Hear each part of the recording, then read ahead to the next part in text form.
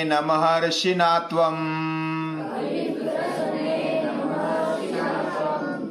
सम्यग् विनीयानुमते गृहाय कालोऽयं संक्रमितं द्वितीयम् सर्वोपकारश्रममाश्रमन्ते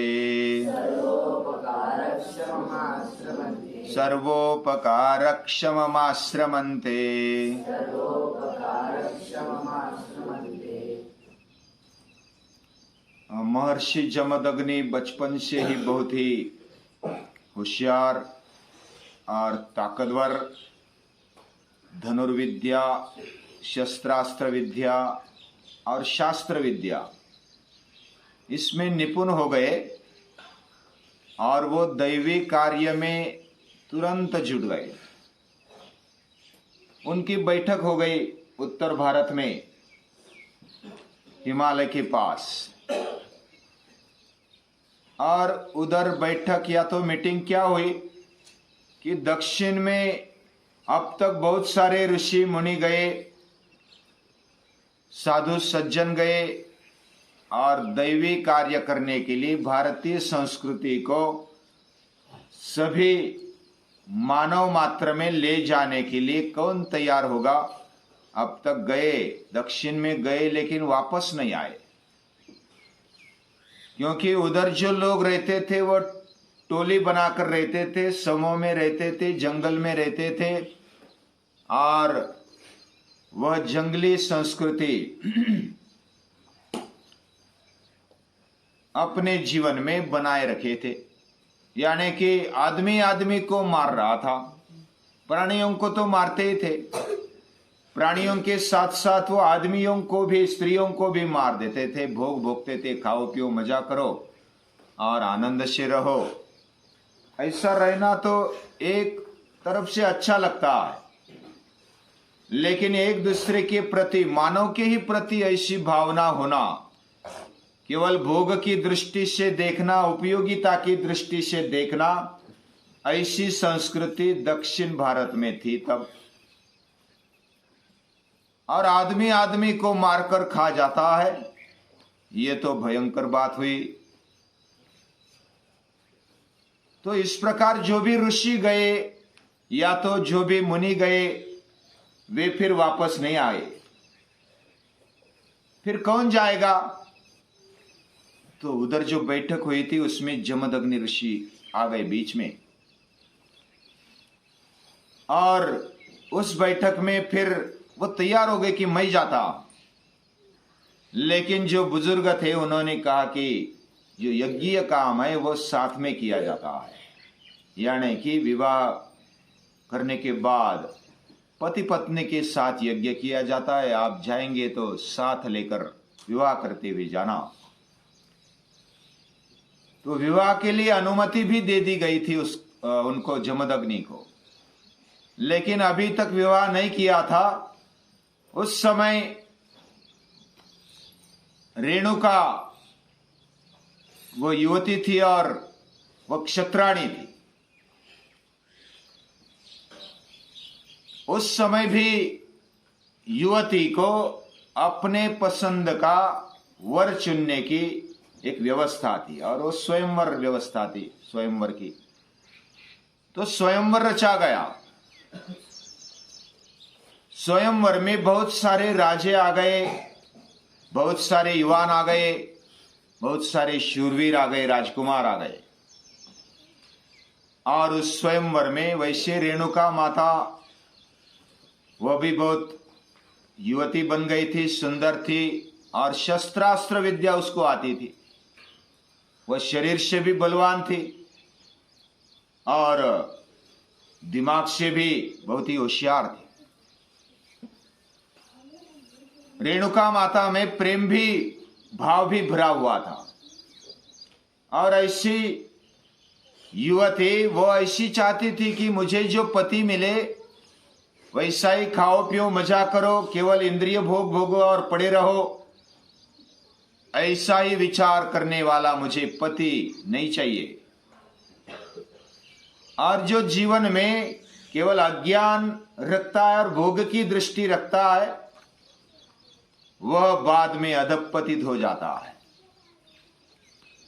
वह बीमार पड़ जाता है, कमजोर बन जाता है, लाचार बन जाता है, गुलाम बन जाता है।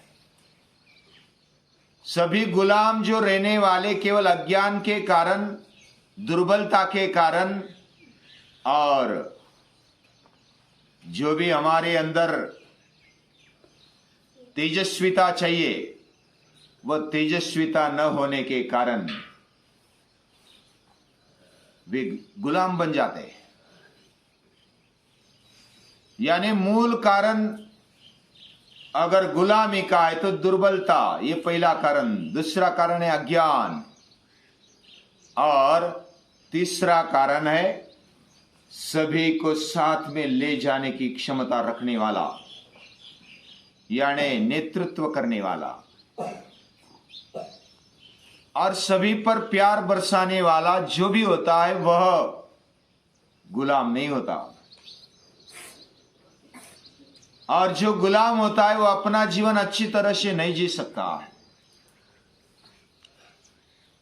और ऐसे गुलाम वृत्ति लोगों के साथ, ऐसा पति मुझे नहीं चाहिए, ऐसी रेणुका सोचती थी। और वो तेज पूजक थी। सभी स्त्रियां तेज पूजक, पराक्रम, शूरता, वीरता और बुद्धिमत्ता जिसके पास है उसको स्वीकार करती है सभी स्त्रियां, सभी युवतियां। तो वह भी, रेणुका भी ऐसे युवक का चयन करने वाली थी। उसके मन में वैसा ही था। सभी राजाओं को देखा, राजकुमारों को देखा, सुंदर ऐसे युवानों को देखा, लेकिन ऐसा एक भी उसको पसंद नहीं आया।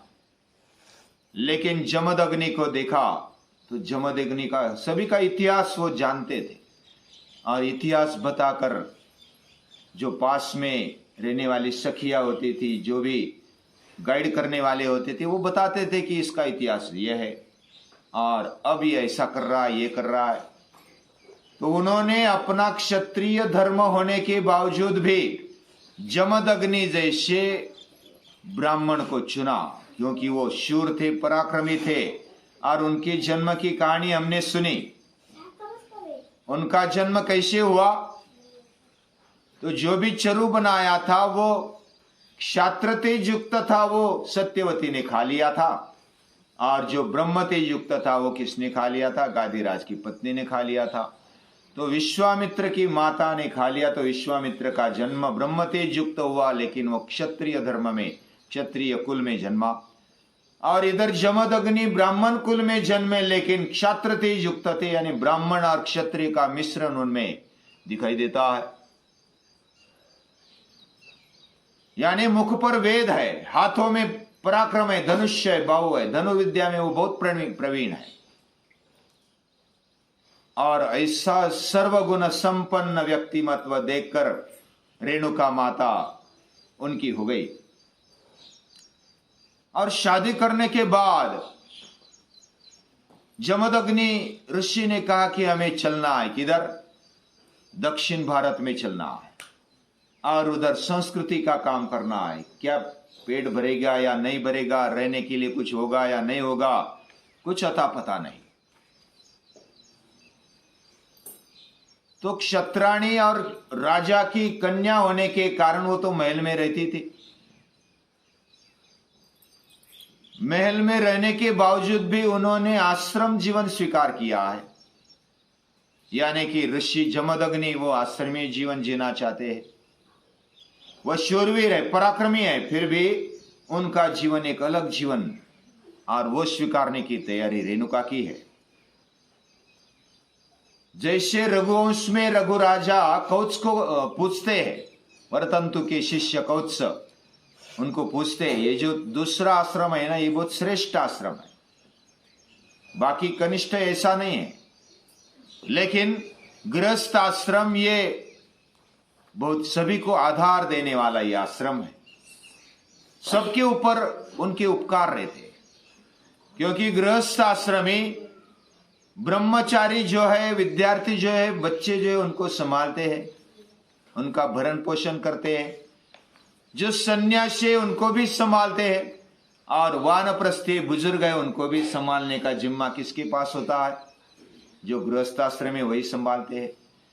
तो सभी मानव मात्र की व्यवस्था करने वाला अगर कोई आश्रम है तो वो है गृहस्थाश्रम। इसलिए हमारे ऋषियों ने उसको धन्य गृहस्थाश्रम ऐसे कहा है। बहुत ही बढ़िया है। यानी गृहस्थाश्रम स्वीकारना ये कोई ऐसे मौज मजा करने वाली, केवल वासना की इच्छा पूर्ण करने वाली ये व्यवस्था नहीं है। एक संस्कार है। षोडश संस्कारों में सबसे बड़ा संस्कार माना जाता है विवाह संस्कार। और रघु राजा कौत्स को पूछते हैं, अपि प्रसन्नेन महर्षिना त्वं सम्यक विनीयानुमते गृहाय। क्या तुझे अनुमति मिली है महर्षि से? तू जिधर सीखा, वरतंतु ऋषि के पास सीखा है, क्या प्रसन्नता से आपको विनय पूर्वक अनुमति दी है गृहस्थाश्रम स्वीकारने की? पहले अनुमति दी जाती थी, यानी उम्र हो गई बस कर लो विवाह अभी, ऐसा नहीं होता था। क्योंकि दूसरा एक व्यक्ति हमारे पास आने वाला होता है और वो व्यक्ति को स्वीकारना और उसको संभालना होता है। यानी दोनों तरफ से पति पत्नी को स्वीकारता है। अगर पति अग्रेसर है तो पत्नी को संभालना है, यानी समन्वय साधना है। और पत्नी अग्रेसर है तो पति को संभालना है। दोनों को एक दूसरे को संभालते हुए पूरे समाज को संभालना है। ये बड़ी जिम्मेदारी है। पत्युर्नो यज्ञ संयोगे, यज्ञ में ये यज्ञ है। विवाह करना भी एक यज्ञ है, यानी साथ साथ चलना, मैत्री को और दृढ़ करना और देवत्व देखना, अच्छी अच्छी बातों को एक दूसरे के जीवन में देखना।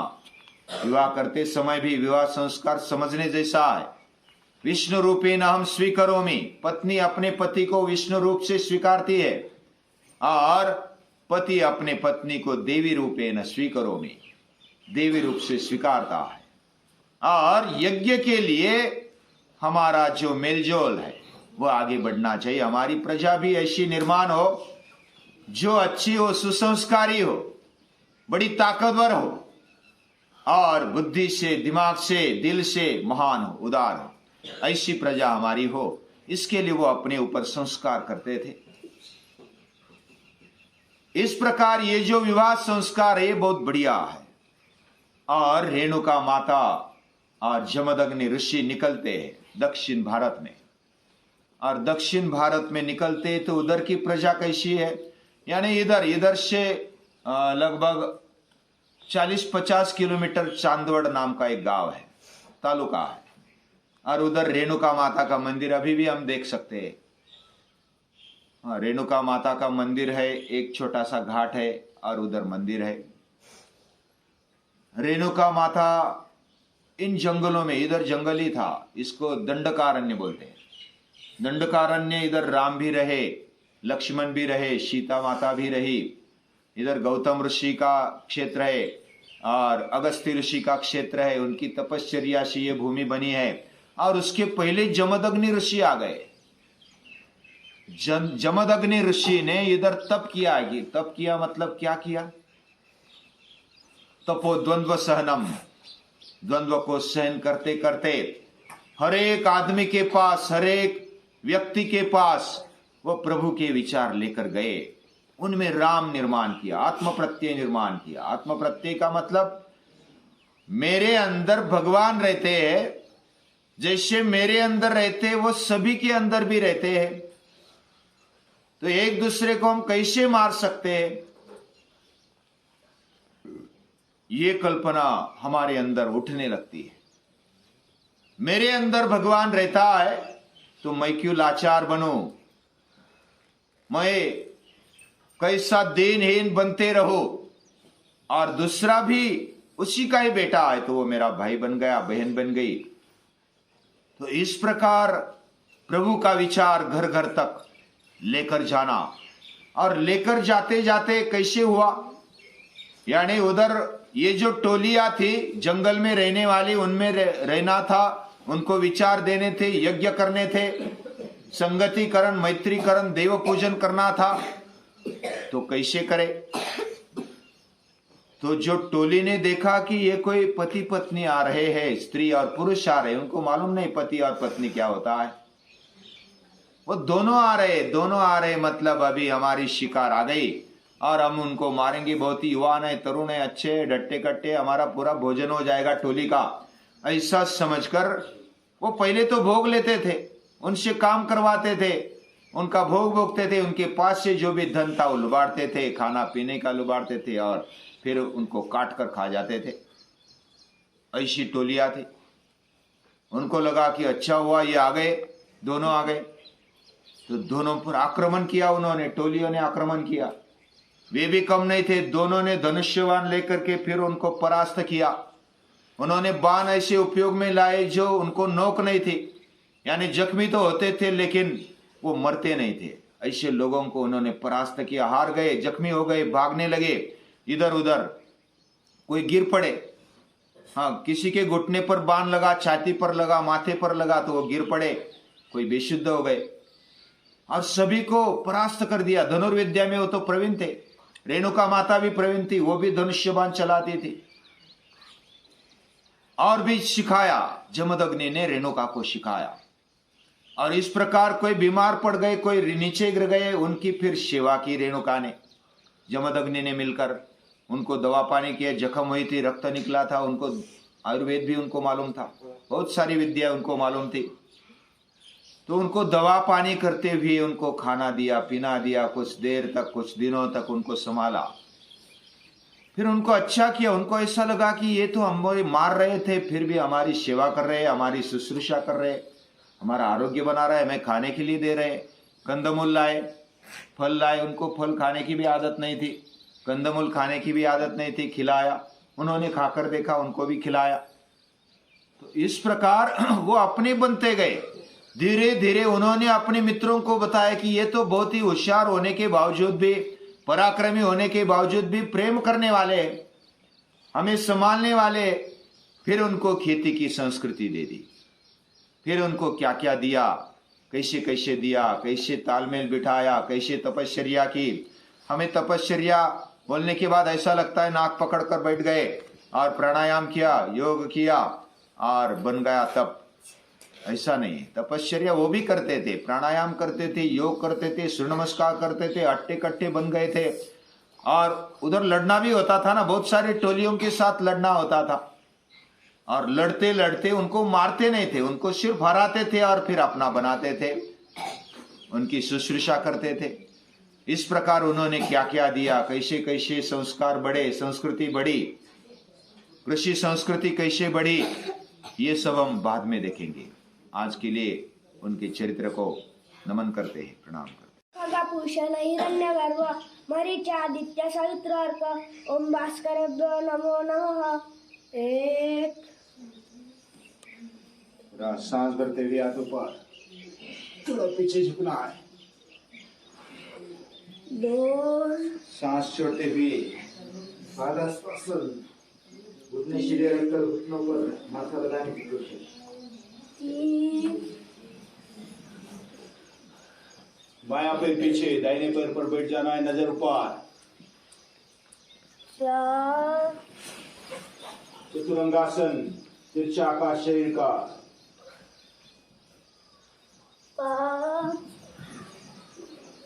कमर और पैर ऊपर उठा हुआ, बाकी अवयव हल्के से जमीन पर, हाथ पांव पर भार।